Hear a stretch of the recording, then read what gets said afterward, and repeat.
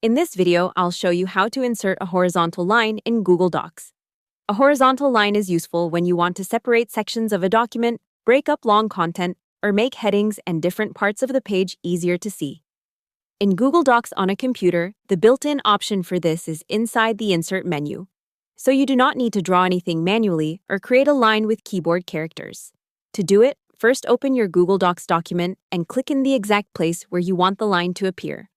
This part is important because Google Docs will insert the line wherever your cursor is currently placed. So before you add it, make sure your cursor is on the right line in the document. Once your cursor is in position, go to the top menu and click Insert. In that menu, choose Horizontal Line. As soon as you click it, Google Docs will place a full-width horizontal line across the page.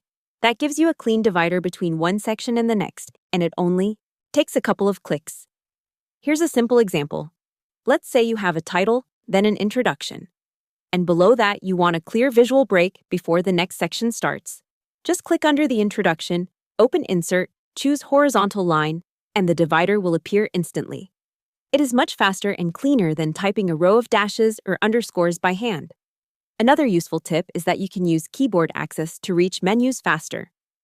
Google's Keyboard Shortcuts page explains that you can open menus from the keyboard, then select items using the underlined letters. It also notes that you can open the shortcut list with Ctrl+/ on Windows or Chrome OS, or Command+/ on Mac, if you want to explore faster ways to work in Docs.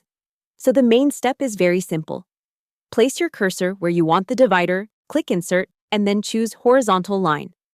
That's the quickest way to add a clean section break in Google Docs without changing your formatting or using extra shapes. Hope the tutorial was helpful. Subscribe to my channel and see you in the next video.